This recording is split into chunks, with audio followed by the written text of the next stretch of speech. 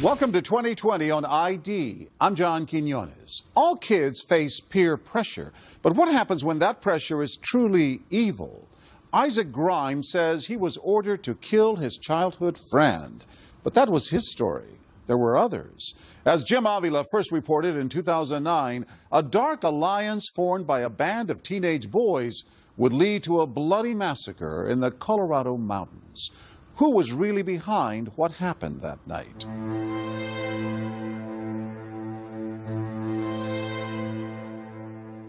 This was a very violent crime scene. There had been a whole lot of terror happen in that home.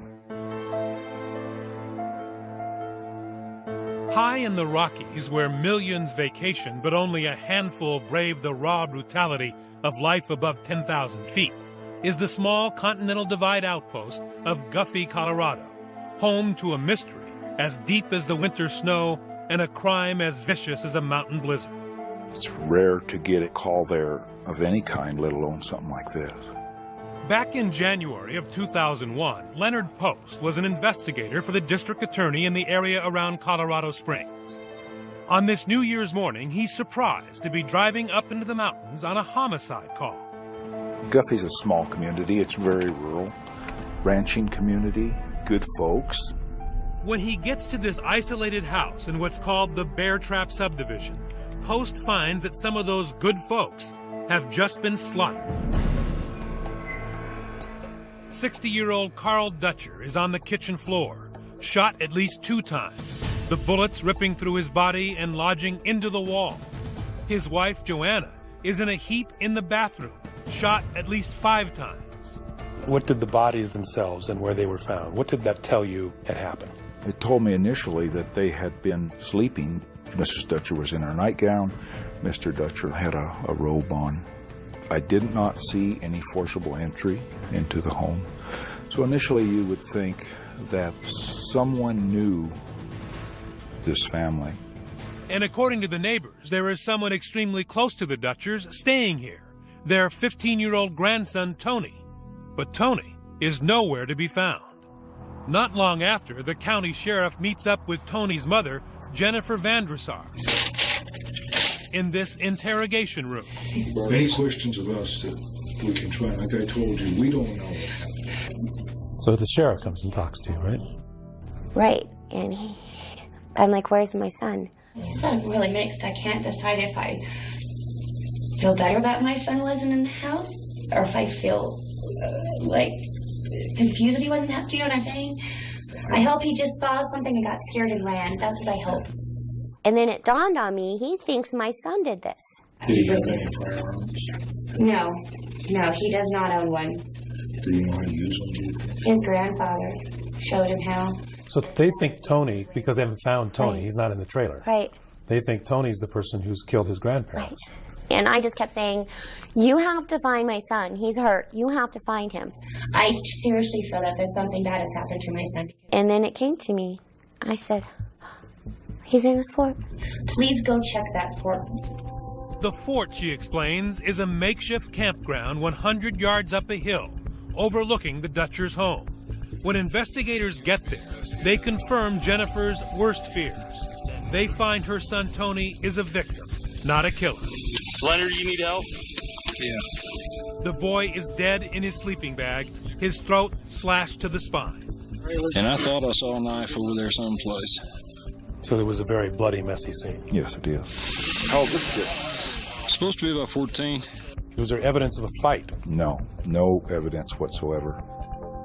Such an utter lack of a struggle, there is even a board game undisturbed next to the dead body. And the Scrabble game, of course, is a game for 2 people. Yes, What did that tell you? exactly that. Who else was here with Tony? When Tony's mom, Jennifer, hears the news, she is so upset, she says she had to be taken to the hospital and sedated. But before she leaves, she gives a hint about who else might have been there. This young man, literally a choir boy, 15-year-old Isaac Grimes. At one time, Isaac and Tony were best friends. They even built that fort together. So they were that close at one point. Isaac was like a second son to me. He was at our house. Tony was at his house. They were very close. And would they spend a lot of weekends together? They did. I remember one time they dug a trench in the backyard. They'd go camping. Just fun boy stuff. As teenagers do, the boys had drifted apart. But now Jennifer tells the sheriff, according to Tony, the friendship is seemingly rekindled. He had told me that Isaac was coming up to go camping with him, and I was really happy about that because I'd missed seeing Isaac, and I was glad that they were friends again. So you thought it was a good thing? I did, and Tony sounded so happy. Did it sound unusual to you or even to Tony that after this split, that there was going to be this New Year's Eve campout? No, it didn't seem unusual to us. You know, teenagers, they fight, and then they get back together, and then they fight, and they get back together. Could Isaac know what happened? Or even more unfathomable, could this 15-year-old possibly even be involved in the killing? When Leonard Post gets Isaac into this interrogation room with his mother just a few feet away, the boy's answers to those questions are stranger than he could ever imagine. He lowered his head and he said that he was under a huge amount of pressure. You know this is hard, though. I know it's hard. Because I have Keep on. more pressure than you do. I can imagine. Okay. And had I ever heard of a place called Guyana? Do you know about a country called Guyana? Yeah, Guyana? I do know about a country called Guyana, yes. What could an obscure South American postage stamp of a country have to do with a murder in the Colorado mountains some 3,500 miles away? And why is Isaac so afraid? I felt like there was no way out. They said that they would kill me. They said that they would kill my family.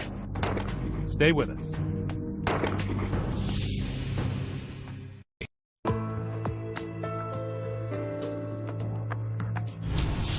Teenagers Isaac Grimes and Tony Dutcher had been best friends. Now, one is dead along with his grandparents, and the other might be the murderer. As investigators try to get to the bottom of the case, they're left wondering what went wrong between the two boys. Once again, here's Jim Avila. The boys come from good families. That's the part of this that really bothered me. This could happen to anybody. I did a horrible thing, but I cannot take that back. So how did Isaac Grimes, this apparently normal, innocent-looking 15-year-old, get involved in something so horrible? He was just a quiet teenager at Palmer High School, Colorado Springs, Colorado. It's like any other campus, full of teenagers trying to find their identities. Fitting in, though, didn't come so easy for Isaac. I wasn't a people person. So you want Mr. Popularity at school? No. This is the first time Isaac Grimes has ever spoken about what happened back then, back when everything was still normal. Your parents describe you as a sweet boy. Sweet, maybe, but strong-willed all the same. Did Isaac have a group? Was he in the jocks or the... No. Anything like that? He didn't fit in with any of those groups, and his grades weren't good enough to fit in with the regular smart kids. So he was by himself? Well, except for Tony. Long before they would be linked in a sensational murder case, Tony Dutcher had been Isaac's best friend. But as they enter high school, they've drifted apart, and Isaac is lonely. But his parents, Donna and Rob, start to see him with a new friend. Genocide, known as ethnic cleansing, has been practiced in the world by many cultures. His name is Simon Sue, seen here giving a speech in class. His strong personality draws Isaac like a moth to a flame, a charismatic senior paying attention to a nerdy freshman who's looking to be part of something. And one time I had said, you know, Simon's a senior, why is he hanging out with you? And he said, because I'm smart. Isaac and Simon began a schoolyard friendship that would last up until the murders, broken apart by two very different stories about what happened New Year's Eve deep in the Rockies. Isaac Grimes' version would send chills up the spines of hardened detectives. What would you have done for him? Murder. So pretty much anything? Yes. It begins innocently enough. According to Isaac, video games and chess matches. Before long, though, fun and games are over. Simon introduces Isaac to two of his other friends, John Matheny and Glenn Urban. And according to Isaac, the four teens become more than high school buddies. They are lured into a boys' club bent on isolation and terror. At first, it was a very lot of compliments, like, you're one of us, you're cool, you're part of the group. You're one of the band of brothers. Right. According to Isaac, he learns this band of brothers actually has a name, OARA, Operations and Reconnaissance Agents. On paper and in Isaac's mind, they are more than just 4 members, too, all organized in a paramilitary structure with Simon in command. I started out as a lieutenant and then became a major and then a lieutenant colonel. Why did you want to be part of this group? To have friends, to be part of something bigger, something good. And what was the big organization's mission? He was a little fuzzy on that one. He sold the big organization as his parent company, basically, and then he had a small part of it, and that was what I was getting into. He didn't know that he was getting involved in a cult, of course. I mean, he thought that he was affiliating with boys and doing something important. Dr. Kathleen Mann is a national expert on cults, a label she has no problem attaching to Simon Sue's OARA. This is the way that all these groups work, is that they get you emotionally invested, and then they start to disclose their inner purposes, and by the time you figure out what's going on, you're involved. In this case, involved in something increasingly militaristic. According to Isaac, Simon trains them for violence, shooting practice at a range like this, showing them how to clean and dismantle firearms.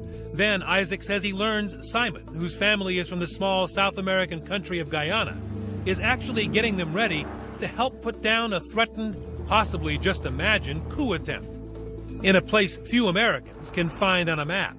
News of what happened shocked this nation and the world. In fact, Guyana is best known for a cult tragedy of its own. A congressman on a fact-finding trip to the South American nation of Guyana was ambushed, shot, and possibly killed. The murder of American Congressman Leo Ryan, and the subsequent murder-suicide of People's Temple leader Jim Jones and 918 of his congregation who followed him from California to the jungle outside Jonestown, Guyana. It remains the largest mass suicide ever. Guyana was supposedly the headquarters of the group. The group was based there. And what, if anything, were you guys supposed to do or be ready to do? To be called up into service. Simon said he might send us down there to fight. 15-year-olds? Yes. And did you believe that? I believed that he would, if the necessity came up. Why doesn't somebody just walk away? How can you? You can't walk away. You open the door and you walk away. You cannot. It is, you don't understand the power of the situation, the power of indoctrination. Isaac's parents say Simon preyed upon their son, stalked him, and turned innocence into evil. So he was emotionally vulnerable at that point. Oh, yeah. Now that you look back on it, do you think that was attractive to Simon? Oh, yeah. It's a shark in the water thing. You smell blood, and I think Simon smelled blood. And that is Isaac's story. Simon brainwashed him to believe and do whatever he was told, including, as Isaac told us, kill. Not in the jungles of Guyana, but much closer to home, at that campground in the Colorado mountains, as he admits to investigator Leonard Post in the Colorado Springs Police Station interrogation room, with his mother right there. You did cut Tony's throat? Okay. Where's the knife? You don't know? When he said, I killed Tony, what did you see in the eyes of this 15-year-old boy? I was very afraid, very sad, very depressed, but scared. So you saw remorse? Huge amount of remorse, yes. It was a moment that you won't forget. But there's just one problem. I sleep perfectly at night. I have a clear conscience. I don't have blood on my hands. Simon Sue says it's all a lie. When we return, who's telling the truth? Was Simon Sue the mastermind Isaac claims? I had been trained into obedience, like a dog at heel. Does he believe he's brainwashed? Who's not to say he brainwashes himself? And what does this third person know about it? It went from being a burglary to being a triple homicide. Stay with us.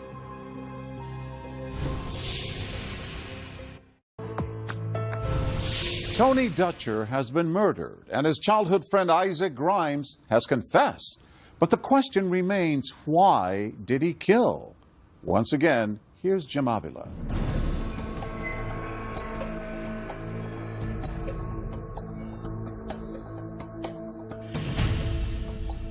I wouldn't have gone along with it if I had known the consequences or what was going on, but I went along with it.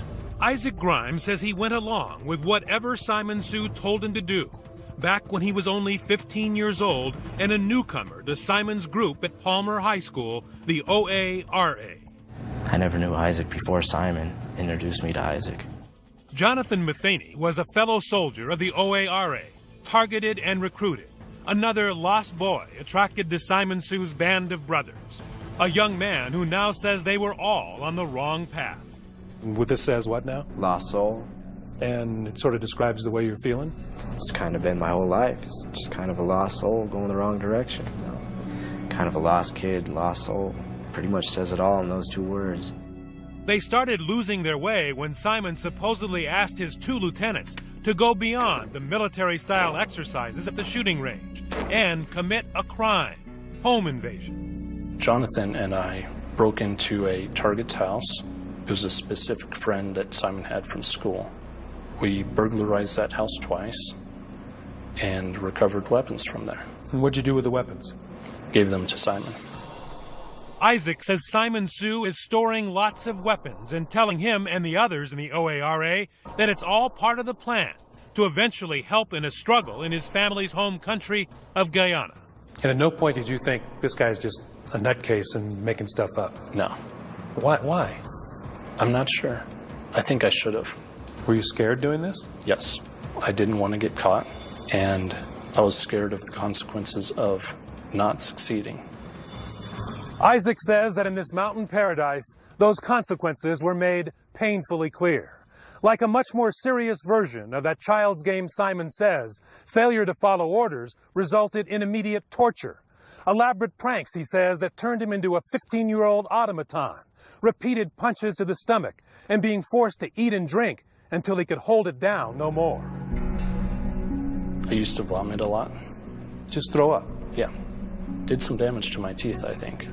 Pieces of the teeth began falling off. Then there was always the hanging threat of execution, or execution of my family also. Did you believe him that he could do that? Yes. He had me make keys of the house for him. Your house? Yes. He had me bring pictures of my family for him so that they would know who to kill. I remember being very afraid that he was always watching me. I used to go to the bathroom with the lights off because I thought someone might be watching me. Your dad says at the end you didn't want to turn the lights on at all in your room. Correct. It was dark. I asked him to put a bar in my window so it couldn't be opened. Isaac's parents saw their child change before their eyes, deeply paranoid and obviously in need of help. So as parents, you were involved and you weren't ignoring what you were seeing. No. You were seeing some danger signs. Yeah, and talking and yeah. And I thought he was on drugs. So did you confront him? Yes, I did. And we argued about it. We did everything we knew how to do. And we called in every resource that we knew how to call in. We had him visit with our pastor. We visited with the psychologist. And we visited numerous times with his school counselor. Mm-hmm. Through all that, though, he is opaque. He will not reveal that he's being terrorized. No. Simon told him that anyone he told would be dead. So I think it was just very much, very intentionally making sure that there was nothing that we could know. How did he view Simon Sue? He viewed him as a leader, as his controller, as his military superior, that he had powers that went beyond a normal person. Dr. Kathleen Mann, a cult expert, worked on Isaac Grimes' case and believes his story. He believed that he would be killed. Now, whether that makes common sense or not is not really relevant. What's relevant is that he believed this, and that all members of these kinds of groups believe things that we don't understand. This is the byproduct of indoctrination. According to Isaac Grimes, the indoctrination takes a critical turn about the time they began those burglaries, when he is forced to repeatedly watch this video called Faces of Death. He said that I needed to toughen up, so he brought Faces of Death videos, which are basically just gory videos. Where people are killed and... Yes, and had me watch those. And what effect did it have on you? I think that it desensitized me to violence. By now, Isaac Grimes is poised for the real violence. I had been trained into obedience, like a dog at heel. Simon said, do this, you did that. Mm-hmm. Almost like the game, right? Yes. Simon says. What did he tell you to do? He told me that I had to prove myself by committing murder. Murder. The intended victims? That unsuspecting family in the remote mountain outpost, the Dutchers. Isaac's former best friend Tony and his grandparents Carl and Joanna. OARA was on the move. Put in action, Isaac says, by Simon, who conveniently leaves on a family vacation to Canada, leaving Jonathan and Isaac to carry out the horrendous plot. So you took it as an order? Yes. Why didn't you just go to your parents and say, this is what's happening? I've gotten caught in this terrible bind. I felt like there was no way out. They said that they would kill me. They said that they would kill my family. If you did not commit murder? Correct. The night arrives. It's New Year's Eve. Jonathan drives Isaac up into the mountains. Tony is expecting a sleepover and some games in the fort, so it's no surprise when Jonathan drops him off and leaves. They were glad to see you? Yes. They had no suspicion that you were there to harm anybody? No. After dinner, the boys climb the hill to the fort, the campground they once helped build together. And now you will hear in Isaac's own words an account he has never spoken in public before, but revealed in this interview at the state prison where he is being treated for mental illness. What happens up at the top of the hill? Up at the top of the hill, we talked for a while. We played some Scrabble. And then I murdered him. He was wrapped up in his sleeping bag. And I pointed out what I said was a light in the distance that I wanted him to look at. And I kept saying, well, no, you're not seeing it. So I got behind him and I murdered him from there. A cold, simple narrative that has haunted Isaac Grimes from the moment he wiped his friend's blood from the knife. The first thing I did was I looked up at the sky and I said, oh God, I did it. And what does it do to you even today? It sends sort of shock through me that I could do such a thing. How difficult is it to talk about it? I don't want to talk about it. I really don't. And for a long time, even when confronted by police with his parents at his side, Isaac Grimes refused to admit it. And I really want to believe you, Isaac. I do. But I've got to look at what we have found here. And some of it isn't fitting. When we come back, police tear apart Isaac's story, and the teens turn on each other. I have nothing to lose. Unknown probably the ones going to send him to jail. Who's going to think that your best friend is going to, cost you the rest of your life? Who is telling the truth? Stay with us.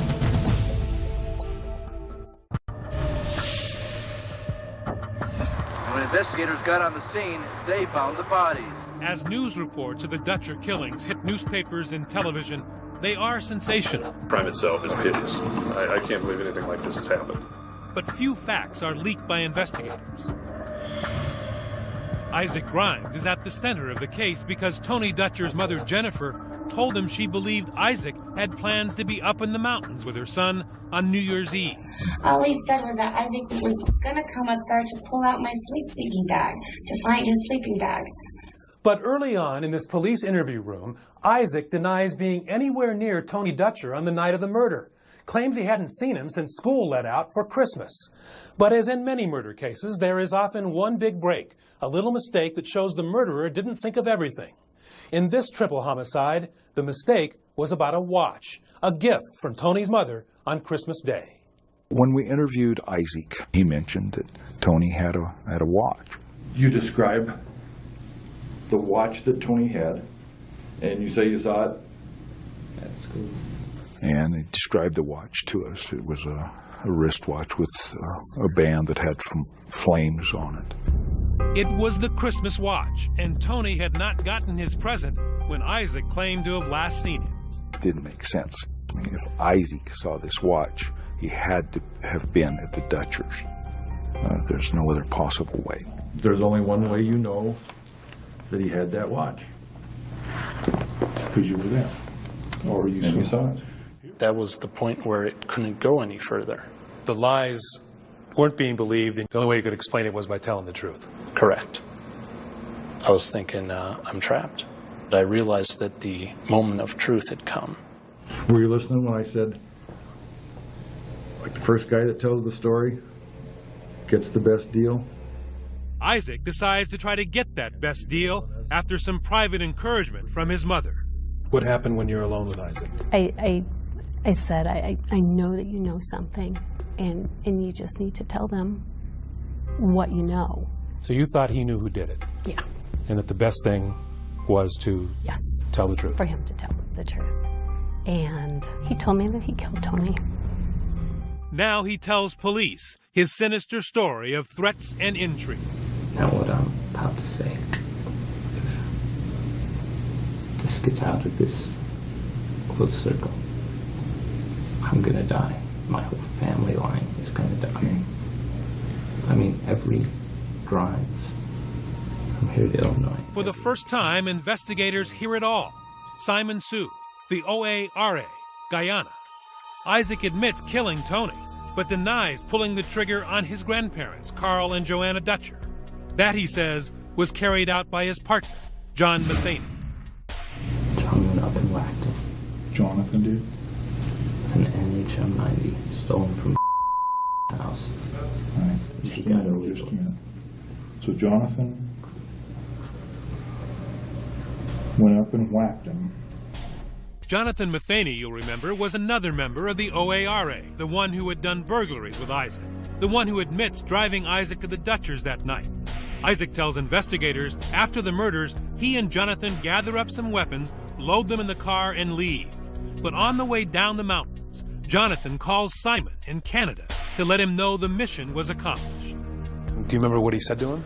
Something like he did it or something like that, referring to me. Do you remember if he used the word killed or murdered or like that? I don't think that they mentioned it directly, no. Just more that it was done? Yeah. But Matheny has a very different story. He claims he was never inside that house, and even though he would later admit to being the driver, when first interrogated by police, he denied ever being at the crime scene and tells his mom he's being framed. It's Guffey, Mom. I don't even know where Guffey is. Should we get a good attorney, Mom? Because I can't do it. I don't want to pull some kind of scam or something, Mom. I don't want to rot in jail for the rest of my life for something I didn't do. Sorry. Why would Isaac say something like that?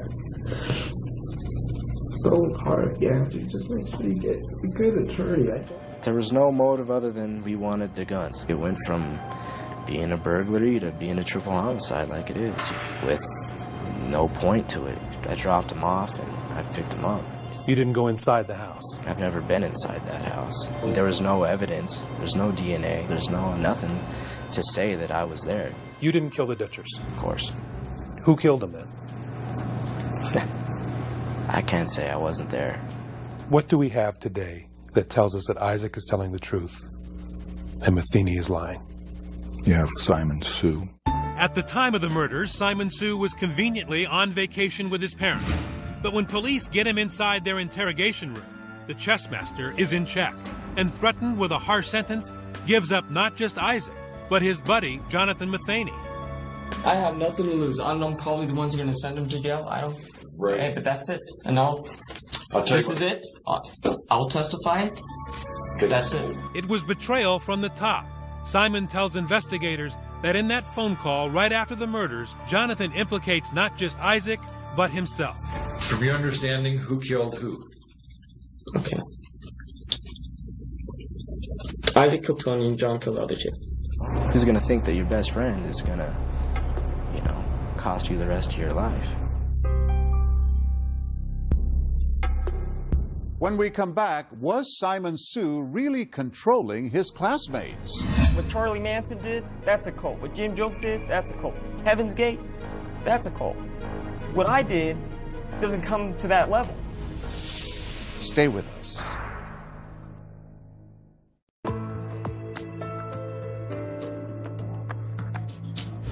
Three murders and conflicting stories about who committed them. Two suspects point to a third, an alleged ringleader. Was he the one calling the shots? Here with the conclusion of our story, Jim Avila. His name is Simon Sue, an average student with what has been described as a brilliant mind, charismatic and controlling, descriptions he now finds insulting. I object to that notion that I'm too smart. You're a smart guy, Mr. Sue. That, if you look at my school records, I did poorly in school. My IQ I'm not a genius by any sort. In fact, I have an average IQ. And his paramilitary organization, built to help his political friends in his family homeland of Guyana? Simon Sue, in his first TV interview since the murders, says that is Fantasyland too. There are those who have now compared your organization and you to a budding Jim Jones. Okay. You've heard that, right? Yes, I've heard that stated before, yes. Did you have a cult? No. The definition of a cult, and Okay. you may know it, is a group of people who are led by a charismatic leader. Okay. Who takes their money. Okay.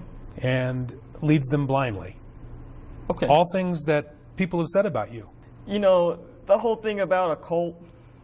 Now, what Charlie Manson did, that's a cult. What Jim Jones did, that's a cult. Heaven's Gate, that's a cult. What I did doesn't come to that level. Were you a charismatic leader? Again, charisma is in the eye of the beholder, let's say. What was OARA in your mind? It was a kids group. It was just a club, a high school thing, Harmless? Harmless, yes. Very much so. Except that it did participate in burglaries to get guns. That doesn't sound too harmless to most people. No, there were burglaries. It wasn't for the aim of getting guns. Teenage boys. You come across a gun. Those were the only thing we found of value. Well, at the time. You stole guns. You're right. Simon Sue's boys' club was in fact highly organized, as he later admitted when confronted with documents from the OARA. This purports to be the OARA command structure. Yeah. Where were you on this command structure?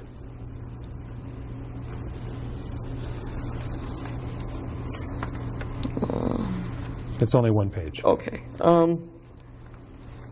I guess I would be at the top. Simon Sue claims that Isaac Grimes is making up a story, and he denies being a commander of some kind of paramilitary outfit. But this piece of paper, in his own handwriting, contradicts that denial. And where are John and Isaac? Somewhere down there.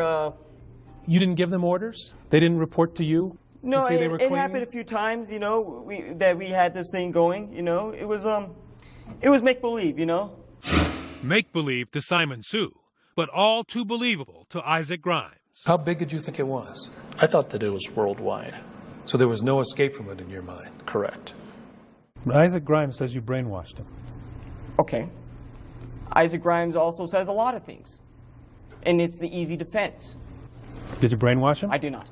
Does he believe he's brainwashed? Who's not to say he brainwashes himself? They have two, of course, completely different stories. Was that a cult or a boys' club? In my opinion, it was a cult-like group. National cult expert Dr. Kathleen Mann worked with Isaac Grimes' defense team. I'm telling you, though, that it is my opinion that Isaac Grimes was indoctrinated to do something that was against his own self-interest, and he did not indoctrinate himself. Did you tell Isaac that there were 105 people and that this was a big organization? Isaac, I don't know if Isaac believed that there was 105 or 2 million. Anything that Mr. Grimes has said about the OARA, I've never led him to believe any of those things. The prosecution needs Isaac Grimes to be credible because that is the only evidence they have against me. Simon says that you're not credible. You have mental problems, and why would society accept your word? Right. Can you address that? I really can't. It's up to the individual to judge.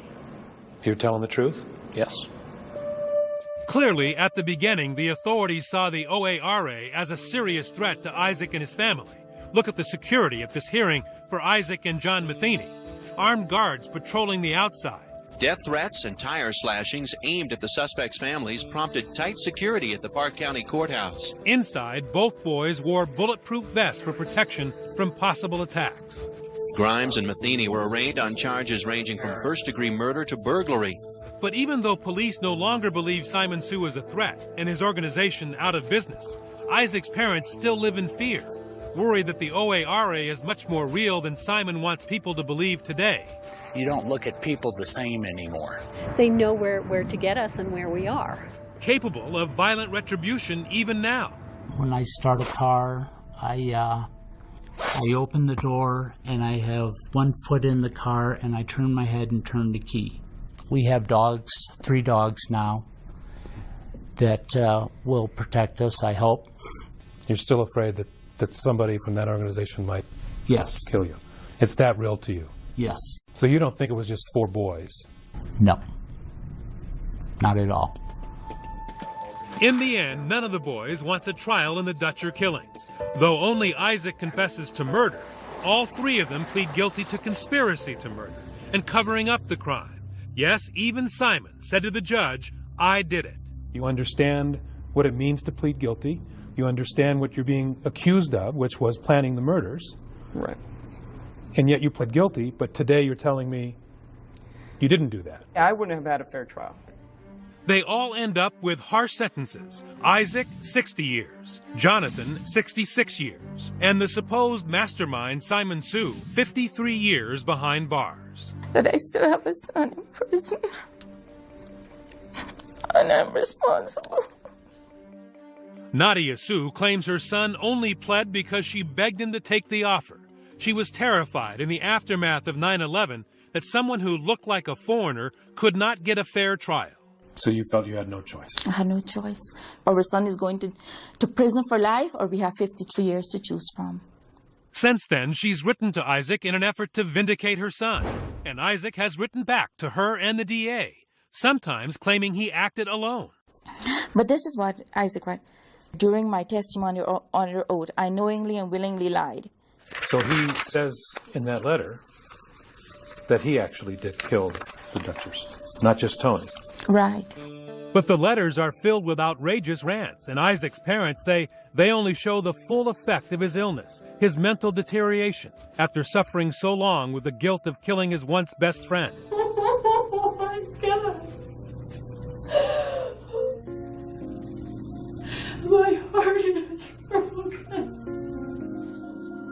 The heartbreak on display the night Isaac Grimes first told his mother and then police how he murdered his best friend on orders of Simon Sue is now mixed with regret, even guilt. It was Donna Grimes who encouraged her son to fully confess before getting a guarantee of a lighter sentence. You know, if I had been smart, I would have said we need an attorney. But it didn't enter into my mind that he would need an attorney. I miss him. I really miss him. Perhaps the most tragic ending of all, Jennifer Vandresar, the mother of Tony Dutcher. Do you miss him every day? Every day.